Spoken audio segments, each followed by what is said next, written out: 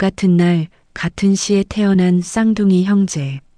하지만 한 명은 가문의 영광이 되었고 다른 한 명은 죽음보다 못한 버림을 받았습니다. 똑같은 사주를 타고났는데 왜 누구는 정승이 되고 누구는 거지가 되어야 했을까요? 안동 이판서댁이 20년 동안 목숨 걸고 숨겨온 소름 돋는 비밀. 가짜가 진짜가 되어 돌아왔을 때 가문을 망칠 거라던 칼날은 가문을 살릴 유일한 등불이 되었습니다. 뒤바뀐 운명의 잔혹한 장난. 당신이 알던 사주와 팔자의 상식을 뒤집는 이야기. 지금 바로 시작합니다. 경상도 안동 땅에는 오래된 이야기가 하나 전해집니다. 수백 년 이어온 명문가 이판서댁에서 일어난 일입니다.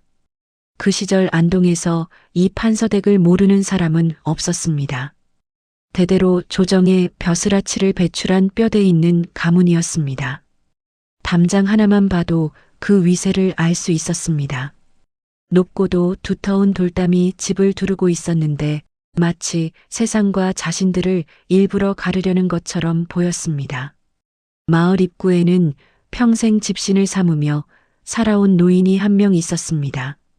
사람들은 그를 집신 할배라 불렀습니다. 어릴 때부터 그 자리에서 집신을 삼았고 어른이 되어서도 백발이 된 지금도 그 손은 멈추지 않았습니다. 손이 움직이는 동안 눈은 언제나 마을 안쪽, 이 판서댁 쪽을 향해 있었습니다. 그래서 그는 보았습니다. 이 판서댁에서 일어난 모든 것을. 이 이야기는 지금으로부터 50년도 더 전 그 담장 안에서 시작되었습니다. 어느 해 봄, 이 판서댁의 담장 안에서 쌍둥이가 태어났습니다. 때는 이 판서 이도원 대감의 정실 부인이 상기를 맞은 날이었습니다. 마을 전체가 술렁였습니다. 이 판서댁의 대를 이을 아이가 태어나는 날이었으니까요. 아전들이 분주히 오가고 의녀가 안채에 들어간 지 한참이 지났을 무렵 갑자기 안채에서 울음소리가 터져 나왔습니다. 그런데 이상했습니다. 울음소리가 하나가 아니었습니다. 두 개였습니다. 짧은 간격을 두고 연달아 터지는 울음소리에 마당에 모여있던 사람들이 서로 얼굴을 바라보았습니다. 쌍둥이였습니다. 이 판서는 처음에는 기뻐했습니다. 두 아들이니 하늘이 두 배의 복을 내려준 것이라 여겼습니다. 그러나 아이들을 처음 품에 안은 순간 대감의 얼굴이 굳었습니다. 둘째 아이의 왼쪽 옆구리에 손바닥만 한 크기의 검붉은 반점이 있었기 때문입니다. 마치 구름 같기도 하고 달 그림자 같기도 한 그 반점은 어떻게 봐도 예사롭지 않았습니다. 아이들의 사주를 뽑기 위해 이 판서는 당대 최고의 직관을 불렀습니다. 그 직관의 이름은 황도연이라 했습니다. 나이는 70을 넘었고 평생 하늘의 이치를 공부하며 살아온 사람이었습니다. 팔도에서 그의 이름을 모르는 선비가 없었을 정도였습니다. 황 직관은 아이들의 사주를 받아들고 한동안 말이 없었습니다. 눈을 감고 무언가를 계산하는 듯 입술을 가늘게 움직이더니 한숨을 길게 내쉬었습니다. 대감, 황 직관이 입을 열었습니다. 두 아이의 사주가 같습니다. 하늘도 땅도 해도 달도 모두 같은 자리에서 태어났습니다. 그런데 그는 잠시 말을 멈추었습니다. 두 아이가 함께 자라면 한 명은 왕이 될 상이나 다른 한 명은 그 기운을 다 뺏겨 집안을 망하게 할 칼날이 될 것입니다. 마당에 정적이 흘렀습니다. 이 판서의 얼굴이 창백해졌습니다. 부인은 막 아이를 낳은 자리에서 그 말을 들었습니다.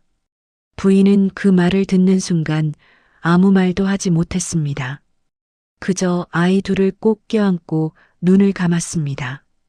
그 두 팔에서 얼마나 깊은 두려움과 사랑이 교차했는지 방 안의 공기가 그 무게를 견디는 듯 했습니다.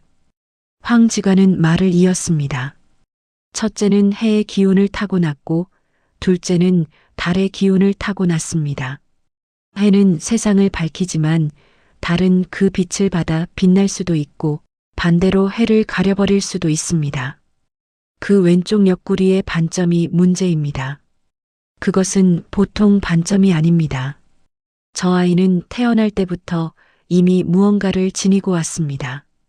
좋은 것인지 나쁜 것인지는 아직 알 수 없으나 함께 두면 반드시 화가 됩니다. 황지간이 돌아가고 난 뒤 이 판서는 사랑채에 혼자 앉아 밤을 새웠습니다. 마을 입구에서 집신을 삼던 노인은 그날 밤 사랑채에서 새어나오는 희미한 등불빛을 바라보았습니다. 그 불빛은 바람도 없는 밤에 혼자 흔들렸습니다. 마치 이 판서의 마음처럼.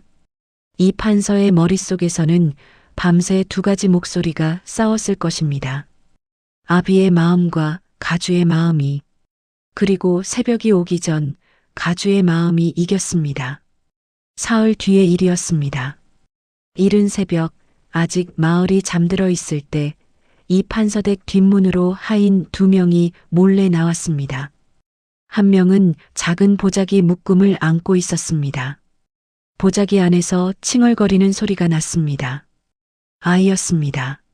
마을 입구에서 새벽 일을 시작하던 집신 할배는 뒷문에서 나와 산 쪽으로 걸어가는 그 두 사람을 보았습니다.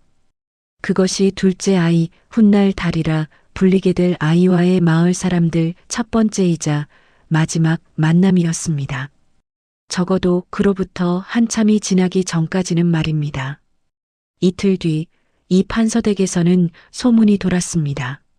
쌍둥이 중 하나가 태어난 지 닷새 만에 죽었다고 했습니다. 몸이 워낙 약하게 태어나서 어쩔 수 없었다고 했습니다. 동네 사람들은 안타까워했습니다. 하지만 그 아이는 죽지 않았습니다. 살아 있었습니다. 태백산 어딘가에 산사로 보내진 것이었습니다.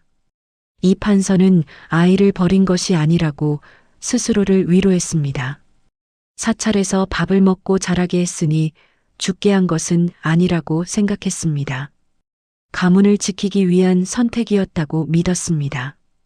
하지만 스스로를 위로하는 그 마음 깊은 곳에서는 그 어떤 말로도 씻기지 않는 무언가가 응어리져 있었습니다. 하지만 어머니는 달랐습니다.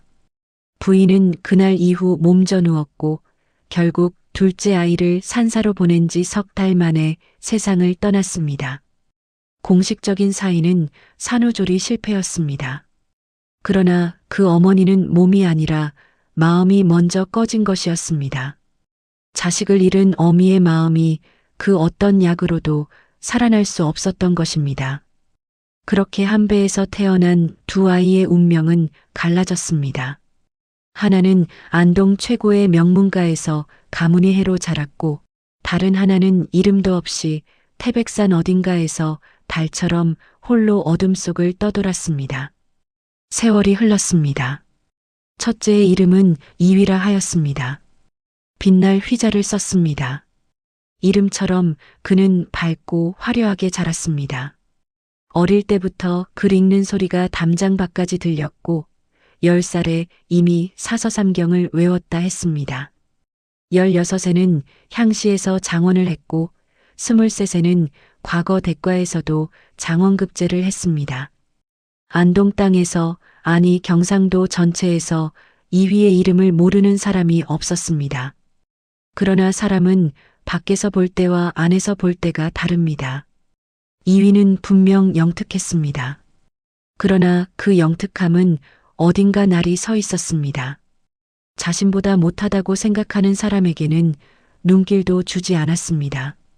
하인들이 실수를 하면 차갑게 꾸짖었고 잔칫날 음식 준비가 늦어지면 그 이유를 묻지도 않고 책임자를 매질시켰습니다. 이 판서는 그런 아들이 오히려 대견스럽다는 듯 보았습니다. 명문가의 자제는 그래야 한다고 믿었으니까요. 그러나 이 판서댁 하인들이 바깥 출입을 할 때 얼굴에 새겨진 표정은 주인을 따르는 눈빛이 아니었습니다. 무서워서 따르는 눈빛이었습니다. 이휘의 주변 사람들 눈에는 두려움이 있었습니다. 존경은 없었습니다. 이휘가 서른을 바라보던 무렵 그는 이미 조정에서도 이름이 알려진 신진 관료였습니다. 그러나 조정이라는 곳은 영민한 자가 많을수록 위험한 곳이기도 합니다. 이위처럼 젊고 재주 있으며 명문가 출신인 사람은 반드시 누군가의 눈의 가시가 됩니다. 그를 시기하는 자들이 생겼고 그 자들은 이위를 무너뜨릴 기회를 노리고 있었습니다. 그 무렵의 조정은 두 파로 갈려 있었습니다. 노론과 소론이 서로 세를 겨루던 시절이었습니다. 이위는 그 중간에서 어느 편에도 완전히 속하지 않으면서 자신의 세를 키워가고 있었습니다. 그것이 양쪽 모두에게 불편함을 주었습니다. 이쪽도 저쪽도 아닌 자는 결국 모두의 적이 됩니다. 이위는 그것을 알면서도 오만하게 버텼습니다. 아니, 어쩌면 몰랐을 수도 있습니다. 자신이 얼마나 외로운 자리에 서 있는지를.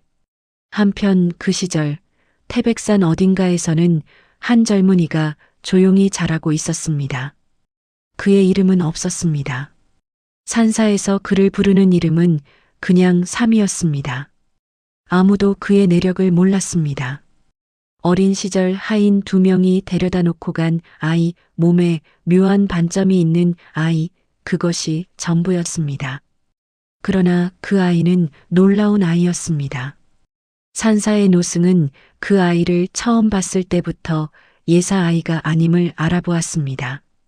어릴 때부터 경전을 빠르게 외웠고 사람의 기색을 읽는데 놀라운 재주를 보였습니다. 누군가 거짓말을 하면 단번에 알아챘고 누군가 슬픔을 감추고 있으면 말없이 곁에 앉아 있어 주었습니다. 노승은 이 아이에게 경전뿐 아니라 약초학과 의술, 그리고 길을 읽는 법까지 가르쳤습니다. 산사의 이름은 정암사였고 그곳에는 여러 종류의 사람들이 찾아왔습니다. 병든 백성들이 왔고 갈 곳 없는 떠돌이들이 왔으며 가끔은 마음의 병이 깊은 양반들도 왔습니다. 삼이는 그들 모두를 대할 때 똑같은 눈빛을 유지했습니다. 상민이든 천민이든 양반이든 그의 앞에서는 모두 같은 사람이었습니다. 병든 사람이 왔을 때 그는 먼저 손을 잡았습니다. 말을 듣기 전에 먼저 그 사람의 손을 잡는 것이 그의 방식이었습니다.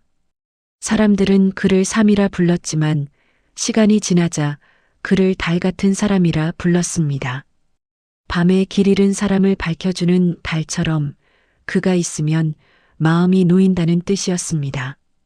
이 이야기에서 그를 달이라 부르기로 합니다. 두 사람이 29이 되던 해의 가을이었습니다. 이 판서댁에서 잔치가 열렸습니다. 이위가 조정에서 중요한 직책을 받은 것을 축하하는 자리였습니다. 안동에 내로라 하는 양반들이 모두 모였고 기생들이 노래를 불렀으며 음식이 넘쳐났습니다. 그런데 잔치가 절정에 달할 무렵이었습니다. 갑자기 안채에서 고함 소리가 났습니다. 잠시 후 이 판서댁의 하인들이 우르르 몰려 뛰는 소리가 들렸습니다. 이위가 쓰러진 것이었습니다. 술잔을 받아 마시고 나서 갑자기 얼굴이 하얗게 질리더니 그 자리에서 의식을 잃고 쓰러졌습니다. 의관이 달려왔고 응급처치를 했지만 이위는 눈을 뜨지 못했습니다. 의관의 진단은 중독이었습니다. 술에 독이 들어 있었다는 것이었습니다.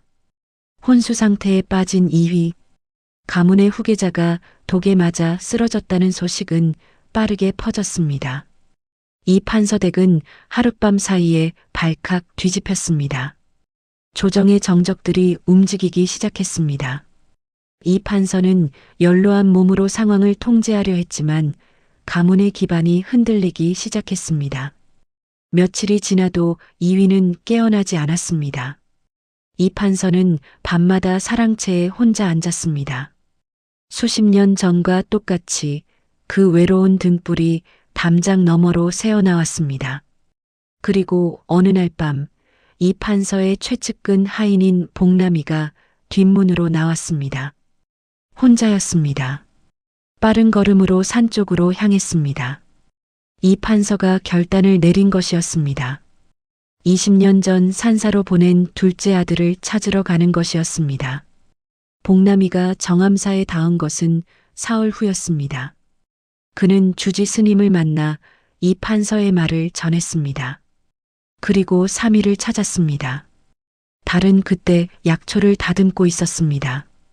복남이가 다가와 무릎을 꿇고 고개를 숙였을 때 달은 잠시 그를 바라보다가 조용히 물었습니다. 어디서 오셨습니까? 복남이는 울먹이며 말했습니다. 안동 이 판서댁에서 왔습니다. 대감께서 모셔오라 하셨습니다. 달은 잠시 눈을 감았습니다. 그리고 천천히 눈을 떴습니다. 제가 이 판서댁 사람이라는 것을 언제부터 알고 있었습니까? 복남이는 더욱 고개를 숙였습니다. 이미 오래전에 주지 스님께 들었습니다. 달은 고개를 끄덕였습니다. 그리고 약초 묶음을 내려놓으며 자리에서 일어났습니다. 가겠습니다. 그 한마디였습니다. 분노도 원망도 눈물도 없었습니다. 20년을 이름도 없이 산사에서 살다가 자신을 버린 아버지가 필요하다고 하자 아무 조건도 없이 일어선 것이었습니다. 주지 스님이 그를 붙잡으려 했습니다. 굳이 그쪽으로 가야겠느냐? 달은 웃으며 대답했습니다. 스님, 저는 여기서 사람을 살리는 법을 배웠습니다. 가서 사람을 살리고 오겠습니다. 그것이 달이었습니다. 안동에 도착한 달은 처음으로 이 판서를 마주했습니다. 이 판서는 늙어 있었습니다. 한때 안동을 호령하던 위세 있는 사람이 이제는 등이 굽고 눈가에 주름이 깊은 노인으로 앉아 있었습니다. 두 사람은 오랫동안 서로를 바라보았습니다. 이 판서가 먼저 입을 열었습니다. 왔느냐? 달은 말없이 고개를 숙였습니다. 미안하다. 이 판서의 목소리가 떨렸습니다. 명문가의 가주가 채통과 자존을 목숨처럼 지키는 사람이 어릴 때 내버린 아들 앞에서 미안하다는 말을 하는 것은 그에게 엄청난 일이었습니다. 그 두 글자를 입 밖에 내기까지 아마도 수십 년이 걸렸을 것입니다. 달은 다시 고개를 숙였습니다. 형의 상태를 보여주십시오. 그것이 달의 대답이었습니다. 이 판서는 달에게 사정을 설명했습니다. 형 이위가 독에 맞아 혼수 상태이며 가문이 위기에 처해 있고 지금 당장 이위를 대신할 사람이 필요하다는 것이었습니다. 이 판서의 계획은 간단했습니다. 달이 이위로 위장하여 가문의 위기를 막아달라는 것이었습니다. 쌍둥이이므로 얼굴이 같았습니다. 말투와 걸음걸이, 지식만 익힌다면 불가능한 일이 아니었습니다. 달은 형의 침소로 갔습니다. 혼수 상태로 누워있는 형을 오래 바라보았습니다. 20년 만에 처음 보는 형이었습니다. 얼굴이 같았습니다. 당연한 일이었습니다. 하지만 달의 마음속에는 묘한 감정이 일었습니다. 똑같은 얼굴인데 다른 사람이었습니다. 형의 이마에는 무언가 단단하고 냉기 있는 것이 새겨져 있었습니다. 오만함의 흔적인지 오랜 경계심의 흔적인지 그것이 잠든 얼굴에도 지워지지 않고 있었습니다. 달은 형의 손목을 잡았습니다. 맥을 짚었습니다. 그리고 전신을 살폈습니다. 독을 완전히 빼내려면 시간이 걸립니다. 하지만 죽지는 않습니다. 제가 형님을 살려드리겠습니다. 이 판서는 눈물을 흘렸습니다. 늙은 판서가 흘리는 눈물을 달은 말없이 바라보았습니다. 그리고 달은 결심했습니다. 형 이위가 되기로. 그날부터 달의 특훈이 시작되었습니다. 이 판서댁의 신복하인인 복남이와 이 판서의 오래된 측근 학자 노진사가 달을 가르쳤습니다. 이위의 말투, 걸음걸이, 글씨체, 자주 쓰는 표현들, 조정에서의 관계, 친분 있는 인물들, 그가 즐기는 음식과 싫어하는 것들, 이 모든 것을 달은 사흘 만에 기본적으로 익혔습니다. 복남이는 혀를 내둘렀습니다. 이렇게 빠를 수가 있습니까? 도련님, 아니, 제가 어떻게 불러야 할지 모르겠습니다. 달은 웃었습니다. 그냥 이위 도련님이라 부르십시오. 지금부터 저는 이위입니다. 그러나 달이 이위를 흉내내면서 가장 어려웠던 부분은 말투가 아니었습니다. 표정이었습니다. 이위는 오만하게 고개를 들고 사람을 내려다보는 버릇이 있었습니다. 달은 평생 사람의 눈을 수평으로 마주보는데 익숙한 사람이었습니다. 그 눈빛을 바꾸는 것이 가장 힘들었습니다. 노진사는 그 부분을 가장 걱정했습니다. 눈빛이 너무 다릅니다. 이 도련님 눈은 언제나 차가웠는데 지금 당신 눈은 너무 따뜻합니다. 가까운 사람들은 금방 알아볼 것입니다. 달은 잠시 생각했습니다. 그리고 말했습니다. 독에서 회복 중인 사람의 눈이 달라진 것이라면 어떻겠습니까? 사람이 죽을 뻔한 경험을 하고 나면 달라지는 경우가 있으니까요. 노진사는 고개를 끄덕였습니다. 그것도 방법이겠군요. 닷새가 지난 후 달은 이위로서 처음 사람들 앞에 모습을 드러냈습니다. 형의 옷을 입고 형의 방 앞에 서서 형의 하인들을 불렀습니다. 하인들은 잠시 이상하다는 듯 바라보았지만 이내 고개를 숙였습니다. 달은 내심 가슴이 두근거렸습니다. 하지만 티를 내지 않았습니다. 아주 작은 이상함도 허용할 수 없었습니다. 그런데 예상치 못한 일이 일어났습니다. 이위의 가장 가까운 친구라 할 수 있는 오진사 오달주가 찾아온 것이었습니다. 오달주는 이위와 어릴 때부터 친분이 있던 사람으로 이위가 쓰러졌다는 소식을 듣고 달려온 것이었습니다. 달은 내심 긴장했습니다. 어릴 때부터 이위와 함께한 친구라면 작은 차이도 눈치챌 수 있었습니다. 그러나 달에게는 무기가 있었습니다. 그것은 사람의 마음을 읽는 능력이었습니다. 오달주가 방으로 들어오는 순간 달은 그의 눈빛을 읽었습니다. 걱정이 있었습니다. 그리고 그 걱정 뒤에 무언가 다른 것이 있었습니다. 안도? 아니었습니다. 기대? 아니었습니다. 그것은 계산이었습니다. 오달주의 눈에는 차가운 계산이 숨어 있었습니다. 달은 평정심을 유지하며 말했습니다. 달주야, 오랜만이구나. 오달주는 무릎을 꿇으며 말했습니다. 형, 그동안 얼마나 걱정했는지 모릅니다. 몸은 좀 어떠십니까? 이제 괜찮다. 조금 회복하면 될 것 같으니 걱정하지 마라. 오달주는 이야기를 나누는 동안 몇 가지 이상한 점을 눈치챘을 수도 있었습니다.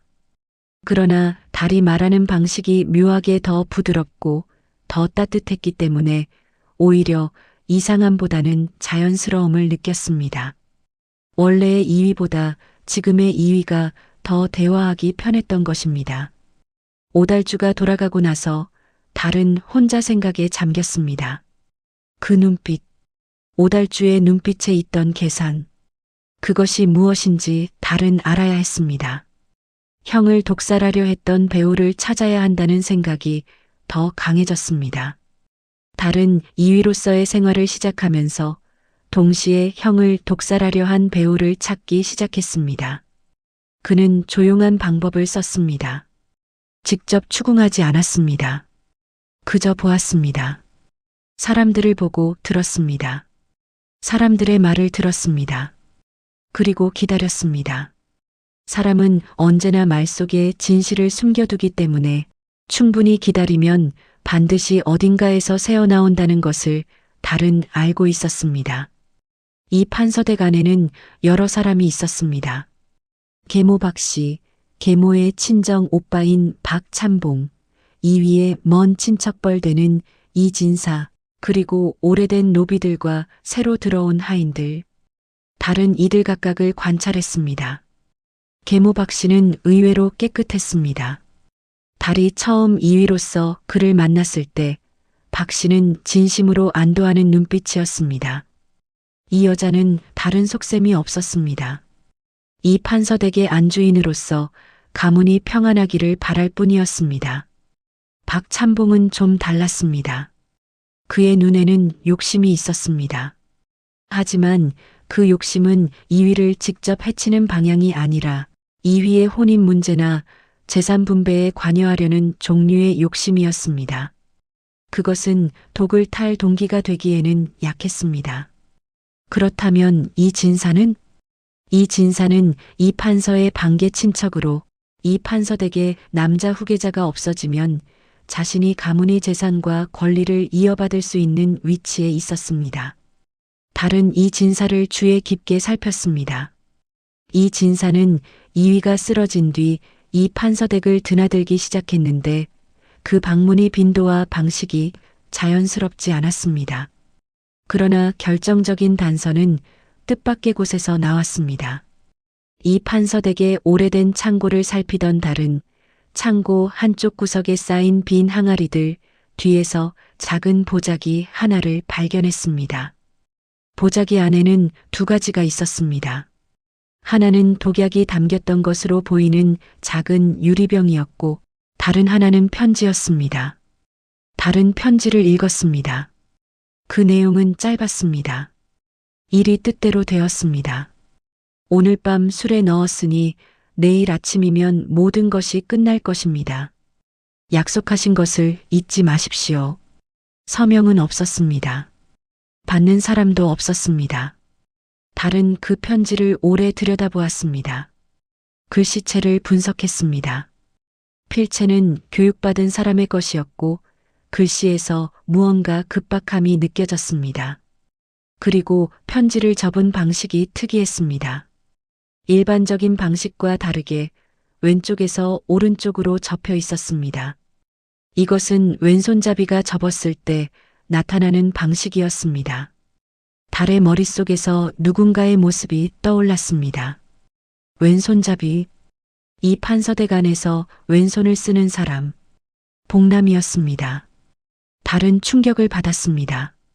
복남이는 이 판서의 가장 오래된 신복이었습니다.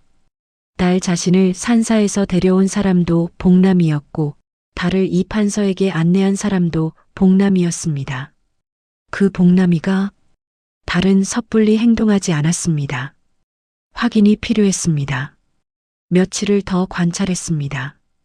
그리고 확신을 얻었습니다. 복남이는 이 진사와 내통하고 있었습니다. 이 진사가 이 판서댁의 후계 문제에서 이득을 얻기 위해 이위를 제거하려 했고 그것을 실행한 것이 복남이었습니다. 그러나 달이 더 깊이 들여다본 것은 그 다음이었습니다. 복남이가 왜 그랬는가를 조용히 알아보는 과정에서 달은 한 가지 사실을 발견했습니다. 복남이는 단순히 이 진사의 사주를 받아 움직인 것이 아니었습니다. 복남이에게는 다른 목적이 있었습니다. 복남이는 이 판서에게 오래 충성해온 사람이었지만 그 충성의 근원에는 이 판서에 대한 깊은 원망이 숨어 있었습니다. 복남이의 어머니는 이 판서댁의 종이었고 복남이 자신도 태어날 때부터 노비 신분이었습니다. 평생 이 판서 가문을 위해 희생해왔지만 이 판서는 한 번도 그를 사람답게 대한 적이 없었습니다. 그뿐만이 아니었습니다.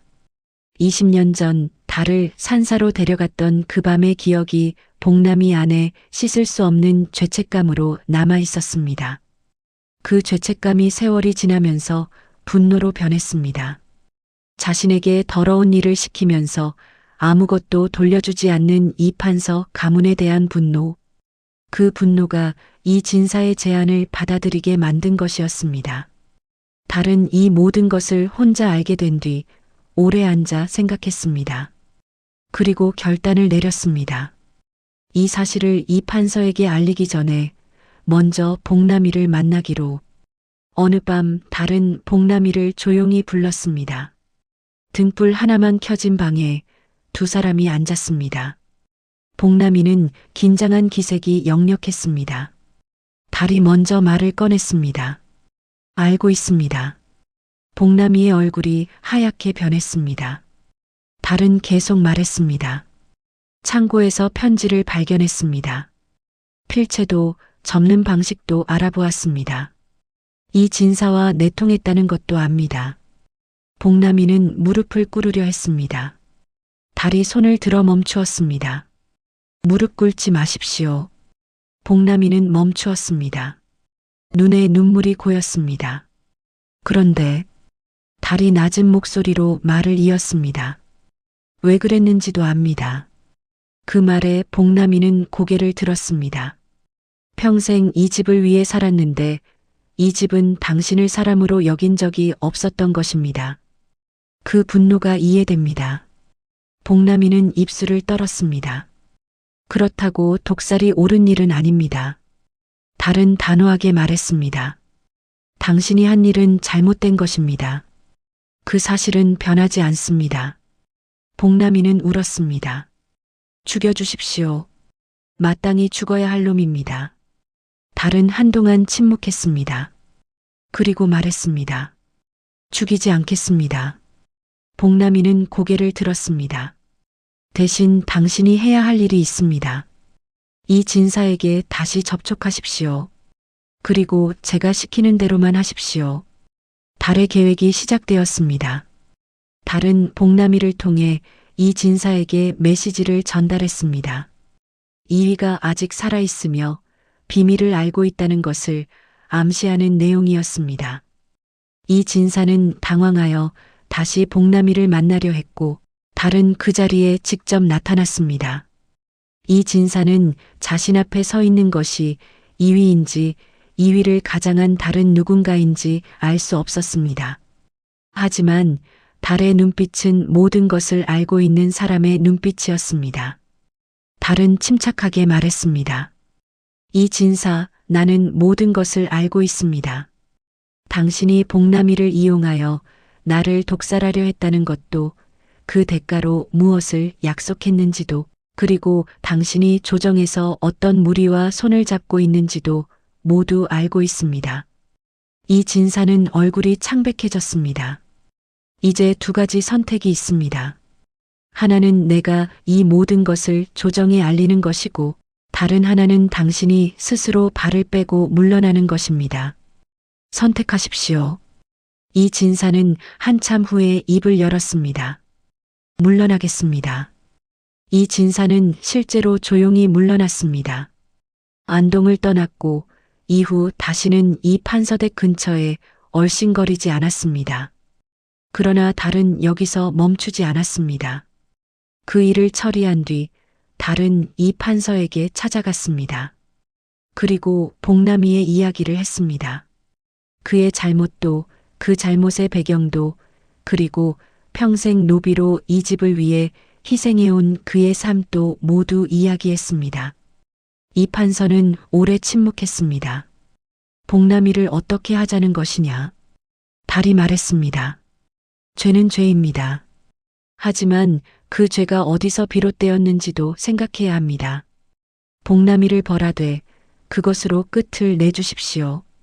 그리고 이 집의 하인들 중 오래 일한 사람들에게는 마땅한 대우를 해주십시오. 이 판서는 달을 오래 바라보았습니다. 너는 이위가 아니구나. 달은 미소 지었습니다. 예, 저는 이위가 아닙니다. 하지만 이 집의 사람입니다. 그날 이후 이 판서댁에는 작은 변화들이 생기기 시작했습니다. 하인들이 잘못을 해도 이유를 먼저 묻게 되었습니다. 식사 시간이 정해졌고 노비들도 제날에 쉬는 날이 생겼습니다. 마을 사람들이 이 판서댁의 분위기가 달라졌다며 수군거리기 시작했습니다. 이 판서댁 하인들이 바깥을 오갈 때의 표정이 달라진 것이 마을 입구에서도 보였습니다. 처음으로 두려움이 아닌 다른 무언가가 그들의 얼굴에 있었습니다. 그로부터 몇 달이 지나는 동안 달은 이 판서댁의 이름으로 조금씩 다른 일들을 해나갔습니다. 이 판서댁은 안동에서 큰 부를 가진 집이었습니다. 수십 년간 쌓인 토지와 재물이 창고에 가득했습니다. 달은 그 재물의 일부를 흉년에 굶는 마을 사람들에게 풀었습니다. 처음에는 아주 조금씩, 너무 눈에 띄지 않도록. 그러나 그 소문은 퍼졌습니다. 이 판서댁의 이위 도련님이 예전과 달라졌다는 소문이 안동 전체에 퍼졌습니다. 마을 어귀에 모여 앉은 사람들이 말했습니다. 이위 도련님이 죽을 뻔하고 나서 사람이 달라졌다더군. 하인들을 사람처럼 대한다지 않나? 굶는 집에 쌀을 보냈다고 하더라. 이 판서댁에서 그런 일을 한다는 게 믿어지냐? 달은 그 소문을 들었습니다. 그리고 마음이 복잡했습니다. 자신이 형의 이름으로 하는 일들이었기 때문에 칭찬이 이위에게 가고 있었습니다. 그러나 달은 그것이 나쁘지 않았습니다. 중요한 것은 이름이 아니라 일이었으니까요. 그 즈음 혼수 상태의 이위가 깨어나기 시작했습니다. 달이 매일 직접 조제한 약을 먹인 덕분이었습니다. 어느 아침 이위의 눈꺼풀이 떨렸습니다. 그리고 천천히 눈을 떴습니다. 이위가 처음 본 얼굴은 달이었습니다. 이위는 자신의 얼굴을 보고 있는 것 같은 기묘한 느낌에 한동안 말을 하지 못했습니다. 달이 먼저 말했습니다. 형님 깨셨습니까? 이위는 눈을 가늘게 뜨고 달을 바라보았습니다. 내가 누구냐? 달이 말했습니다. 저는 형님의 동생입니다. 이 판서가 들어와 모든 것을 설명했습니다.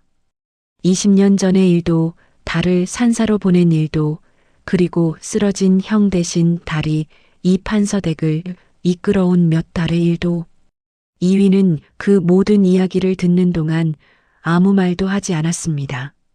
그저 눈을 감은 채 들었습니다. 그리고 오랜 침묵 끝에 이위가 말했습니다. 내 자리를 내놓아라. 방 안에 냉기가 흘렀습니다. 달은 예상했던 말이었습니다. 그래서 침착했습니다. 형님, 저는 형님의 자리를 빼앗으려 한 것이 아닙니다. 다만 지금 당장 형님이 나서시면 오히려 위험합니다. 몸이 회복되지 않은 상태에서 조정의 일을 다시 맡으시면 정적들이 그 허점을 노릴 것입니다. 이위는 눈을 떴습니다. 그 눈에 분노가 있었습니다. 내가 내 일을 어찌 알겠느냐? 산사에서 자란 중이. 달은 그 말에 상처받지 않으려 했습니다. 맞습니다. 저는 산사에서 자랐습니다. 가문의 사람으로 살아본 적이 없습니다. 하지만 그렇기 때문에 오히려 볼 수 있는 것들이 있었습니다. 형님이 왜 독살 위협을 받았는지, 그 배우가 누구인지, 그리고 그것이 어디서 비롯되었는지를 저는 알고 있습니다. 이위는 잠시 말이 없었습니다. 말해보아라. 달이 모든 것을 설명했습니다. 복남이의 일도, 이 진사의 음모도, 그리고 그것이 해결된 과정도. 이위는 듣는 동안 얼굴이 몇 차례 변했습니다. 분노, 놀람, 그리고 이해할 수 없는 무언가가 교차했습니다. 설명이 끝난 뒤 이위가 말했습니다. 그래서 이제 어쩌자는 것이냐? 달이 말했습니다. 형님이 결정하십시오. 저는 형님의 동생입니다. 형님이 앞에 서시겠다면 저는 뒤에 서겠습니다. 이위는 달을 오래 바라보았습니다. 그 눈빛 속에서 처음으로 무언가가 부드러워지는 것이 있었습니다. 하지만 그것은 금방 다시 차가워졌습니다. 꺼져라. 이위는 그 말을 하고 눈을 감았습니다. 그로부터 며칠이 지나도 이위는 자리에서 일어나지 않았습니다. 몸이 완전히 회복되지 않았기 때문이기도 했지만 그것만은 아니었습니다. 이위는 생각하고 있었습니다. 오랫동안 혼자 생각하고 있었습니다. 그 사이 달은 계속 이 판서댁을 이끌었습니다. 그리고 한 가지 더 놀라운 일이 일어났습니다. 20년 전 청천벽력 같은 예언을 남겼던 직관 황도연이 아직 살아있다는 소식을 들은 것입니다. 나이는 90을 바라보고 있었지만 아직 정신이 또렷하다고 했습니다. 달은 그를 찾아갔습니다. 황도연은 달을 보자마자 눈이 크게 뜨였습니다. 이 판서댁의 둘째 아이구나. 황도연은 달의 얼굴을 한참 들여다보았습니다. 그리고 왼쪽 옆구리에 있다는 반점을 확인했습니다. 그리고는 오랫동안 침묵했습니다. 달이 물었습니다. 선생님께서 20년 전 내리셨던 예언이 있습니다. 두 아이가 함께 자라면 한 명은 왕이 될 상이나 다른 한 명은 집안을 망하게 할 칼날이 될 것이라 하셨다고요. 황도연이 고개를 끄덕였습니다. 그리 말하였지. 그런데 저는 지금 이 판서댁의 일을 하고 있습니다. 그리고 형님은 살아계십니다. 예언대로라면 제가 칼날이 되어 가문을 망하게 했어야 할 텐데 오히려 가문이 살아났습니다. 어찌 된 것입니까? 황도연은 천천히 눈을 감았습니다. 그리고 오랫동안 말이 없었습니다. 달이 기다렸습니다. 마침내 황도연이 눈을 뜨고 말했습니다. 나는 그때 예언을 잘못 읽었다. 달은 숨을 멈추었습니다. 잘못 읽었다고 하셨습니까? 황도연이 말했습니다. 사주를 보는 일은 하늘의 뜻을 읽는 일이다. 그런데 하늘의 뜻은 여러 방향으로 읽힐 수 있다. 내가 그때 보았던 것은 이것이었다. 두 아이 중 하나는 기운이 너무 강해 혼자 빛날 것이요. 다른 하나는 그 빛을 받아 가문을 어둠으로 이끌 수 있다는 것이었다. 그런데 내가 틀린 것은 어느 쪽이 어느 쪽인가 하는 것이었다. 달은 천천히 고개를 들었습니다. 황도연이 말을 이었습니다. 나는 몸의 반점을 보고 둘째를 어둠의 기운이라 여겼다. 그러나 그것은 내 편견이었다. 사실은 달의 반점은 어둠이 아니라 달 그 자체였다. 밤하늘의 달은 그 자체로 빛이 없는 것처럼 보이지만 실은 태양의 빛을 받아 세상을 비추는 가장 부드러운 등불이다. 칼날이 될 것이라 했던 그 아이가 사실은 가문을 살릴 유일한 등불이었던 것이다. 방 안에 침묵이 흘렀습니다. 달은 그 말을 가슴에 담았습니다. 울고 싶은 마음이 올라왔습니다. 20년 동안 이름도 없이 살았던 시간들, 한 번도 가문의 사람으로 불려본 적 없었던 그 세월들이 한꺼번에 밀려오는 것 같았습니다. 하지만 달은 울지 않았습니다. 그저 황도연에게 고개를 숙였습니다. 감사합니다. 황도연이 말했습니다. 예언은 운명을 정하는 것이 아니다. 예언은 가능성을 말하는 것뿐이다. 그 가능성을 어떻게 써나가느냐는 결국 그 사람의 몫이다. 너는 내 가능성을 좋은 방향으로 썼다. 그것이 전부다. 달이 돌아온 날부터 이 판서댁에는 본격적인 변화가 시작되었습니다. 달은 이 판서의 동의를 얻어 몇 가지 일을 추진했습니다. 첫 번째는 마을의 공동 창고를 만드는 일이었습니다. 이 판서댁의 곳간 일부를 비워 마을에서 흉년이 들거나 재난이 생겼을 때 공동으로 쓸 수 있는 곡식 창고를 마련한 것이었습니다. 안동 일대에서 이런 일을 한 명문가는 없었습니다. 마을 사람들은 처음에 의심의 눈빛으로 바라보았습니다.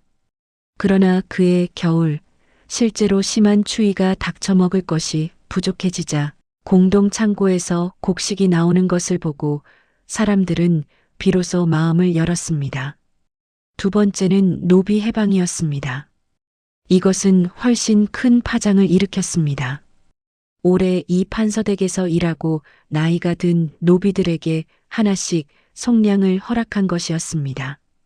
당시 조선에서 노비 속량이 없었던 것은 아닙니다. 그러나 이 판서댁처럼 큰 명문가에서 먼저 나서서 그것을 하는 일은 매우 드물었습니다. 복남이가 가장 먼저 속량을 받았습니다. 달이 직접 복남이의 문서를 가져다 이 판서 앞에서 불태웠습니다. 복남이는 그 자리에서 무릎을 꿇고 통곡했습니다. 살면서 울어본 적이 없는 것처럼 어른이 어린아이처럼 울었습니다. 달은 그 옆에 앉아 말했습니다. 이제 평민이십니다. 앞으로 어디서 무엇을 하고 사실 것인지는 스스로 결정하십시오. 복남이는 한참을 울다가 고개를 들었습니다. 저는 여기 남겠습니다. 하인이 아니라 사람으로서 이 집이 좋은 집이 되는 것을 지켜보고 싶습니다. 그 이야기는 마을에 퍼졌습니다. 이 판서댁 노비들이 속량을 받는다는 소문이 돌자 이웃 고을에서까지 사람들이 와서 보았습니다. 어떤 이는 부러워했고 어떤 이는 시대를 모르는 무모한 짓이라고 비웃었습니다.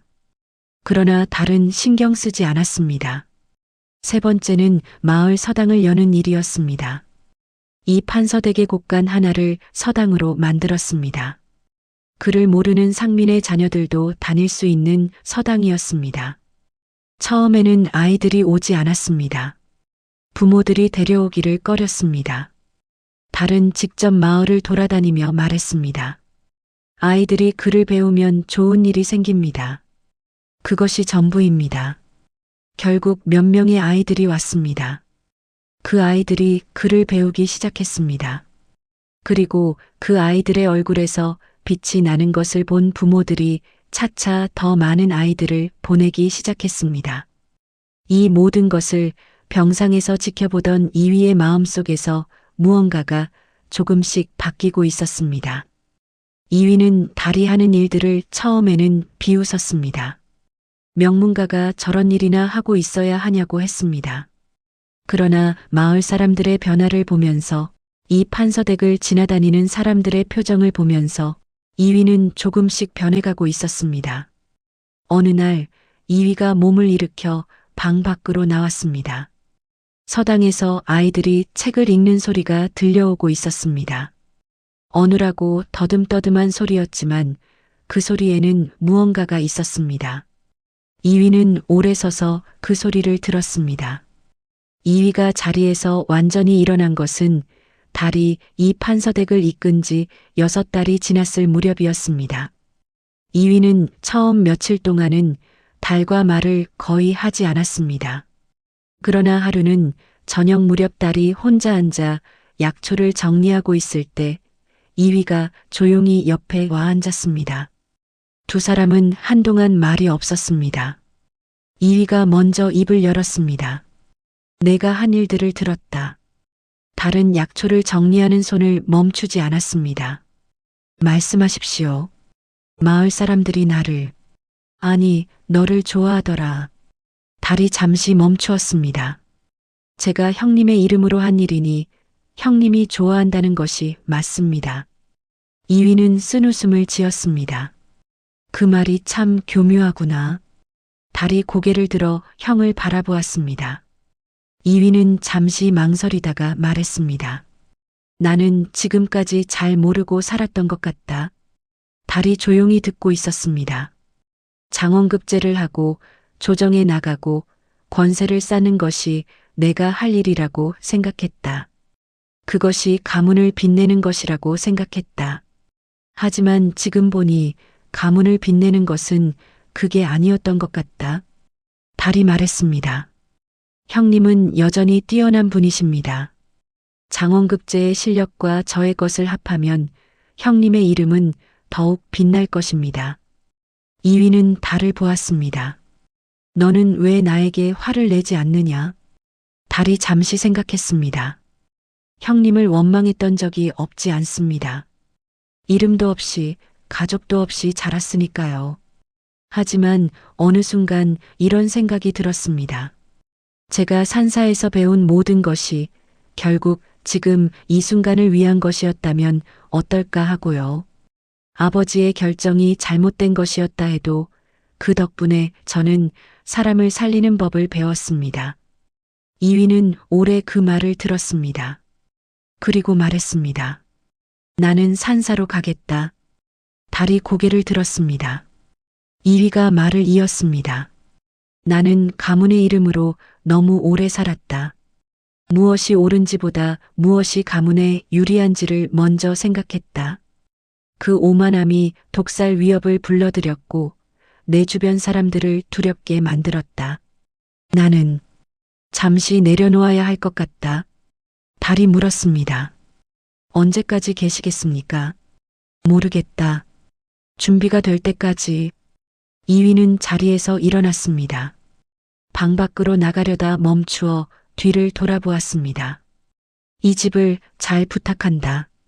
달은 고개를 숙였습니다. 그것이 형제의 첫 번째이자 진심이 담긴 대화였습니다. 이위는 얼마 후 작은 짐 하나를 챙겨 이 판서댁을 떠났습니다. 이 판서가 말렸습니다. 이 집의 장남으로서, 가문의 후계자로서 어찌 그럴 수 있냐고 했습니다. 이위는 아버지 앞에 무릎을 꿇었습니다. 아버지, 저는 지금까지 가문의 해로 살았습니다. 하지만 아버지께서 스스로 가문의 달을 만드셨습니다. 이제 그 달이 가문을 이끌게 하십시오. 저는 다른 방식으로 살아보겠습니다. 이 판서는 오래 침묵했습니다. 그리고 말했습니다. 가거라. 단 2글자였습니다. 하지만 그 2글자 안에는 수십 년간의 회한과 용서와 결단이 모두 담겨 있었습니다.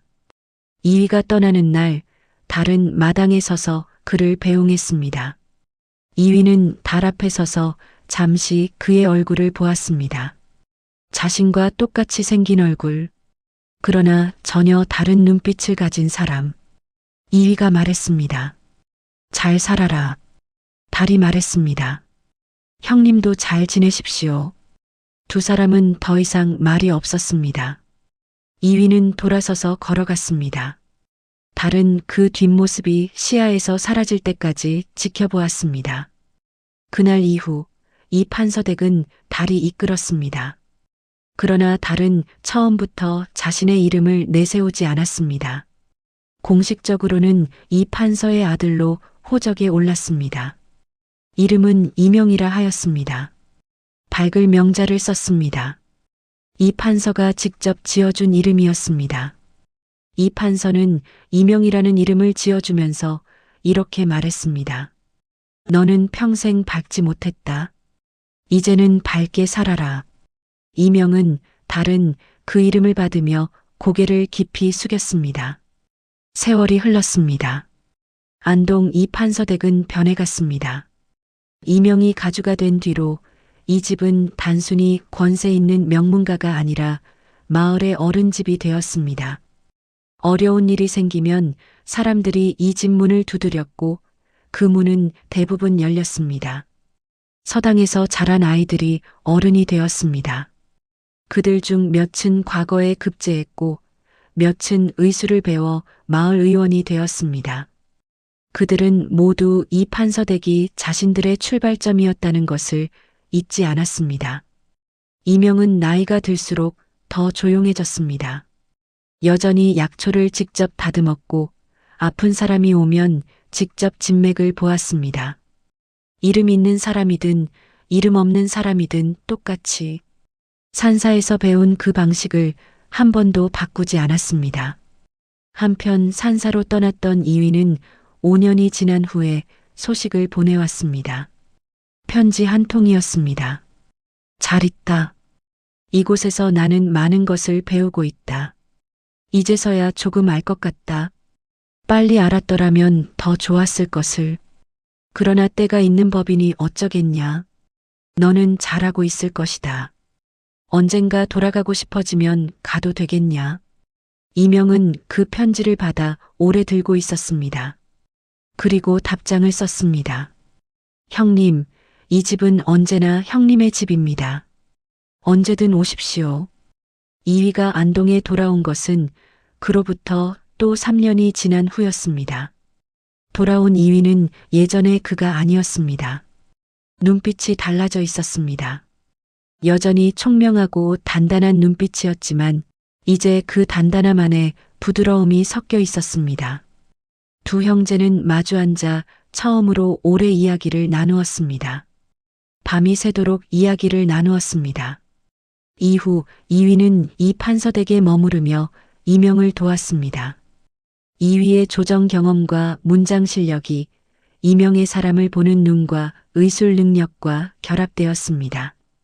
두 사람은 서로 다른 방식으로 같은 방향을 향해 나아갔습니다. 그것이 진정한 해와 달이었습니다. 세월이 더 흘렀습니다. 마을 입구의 집신 할배는 더욱 늙었습니다. 손이 많이 떨렸지만 집신은 아직 삼았습니다. 눈이 많이 침침해졌지만 이 판서댁 쪽은 여전히 바라보았습니다. 그 집 담장 안에서는 이제 웃음소리가 들렸습니다. 예전에는 그 집 하인들이 지나갈 때 항상 고개를 숙이고 빠른 걸음으로 다녔습니다. 주인의 눈에 띌까봐 두려운 사람들의 걸음이었습니다. 지금은 달랐습니다. 고개를 들고 걸었습니다. 지나가는 사람에게 인사도 했습니다. 이것이 이 판서댁에서 일어난 일이었습니다. 사주가 팔자라고들 합니다. 태어날 때의 별자리가 그 사람의 운명을 정한다고들 합니다. 황지관도 그렇게 생각했습니다. 이 판서도 그렇게 믿었기 때문에 자기 아들 하나를 20년간 산사로 보낸 것이었습니다. 그러나 이 판서댁의 두 아들 해와 달은 똑같은 사주를 가지고 태어났습니다. 같은 날, 같은 시간, 같은 장소에서 태어났습니다. 하늘이 준 조건은 완전히 똑같았습니다. 그런데 한 명은 권세만 아는 오만한 선비로 자랐고 다른 한 명은 사람을 살리는 따뜻한 사람으로 자랐습니다. 그 차이는 사주에서 온 것이 아니었습니다. 어떤 환경에서 무엇을 보며 자랐느냐에서 왔습니다. 그리고 결국 어떻게 선택했느냐에서 왔습니다. 이명, 달은 선택했습니다. 분노 대신 이해를, 복수 대신 화해를, 자신의 이름 대신 사람들의 안녕을, 이위도 결국 선택했습니다. 평생 가진 모든 것을 내려놓고 산사로 갔습니다. 그리고 돌아왔을 때 더 큰 사람이 되어 있었습니다. 그것이 운명입니까? 아니면 선택입니까? 사람들은 사주가 팔자라고들 합니다. 하지만 그림자가 빛이 되고 빛이 그림자가 되는 건 한 끗 차이입니다. 결국 어떻게 사느냐가 운명을 만드는 법입니다. 이명이 마을 입구를 지나다가 집신 할배를 볼 때면 먼 발치에서도 손을 들어 인사를 했습니다. 집신 할배도 손을 들어 답했습니다. 두 사람은 서로 많은 말을 하지 않았습니다. 하지만 두 사람은 알았습니다. 서로가 이 마을에 살아있는 역사라는 것을. 이 판서댁 서당에서 글을 배운 아이들이 자라고 있었습니다. 그 아이들이 또 자신의 이야기를 만들어갈 것이었습니다. 그 이야기들이 모여 안동의 이야기가 되고 조선의 이야기가 될 것이었습니다. 운명은 정해진 것이 아닙니다. 운명은 매일 아침 눈을 뜰 때 그 사람이 어떤 선택을 하느냐로 조금씩 바뀌어 가는 것입니다. 이야기가 마음에 드셨다면 좋아요 하나가 달빛설아의 등불이 됩니다. 아직 구독하지 않으신 분들은 구독 버튼을 눌러주시면 다음 이야기도 놓치지 않고 찾아오실 수 있습니다. 조선의 골목 어딘가에는 아직 꺼내지 못한 이야기들이 남아 있습니다. 달빛설아는 그 이야기들을 하나씩 꺼내드리겠습니다.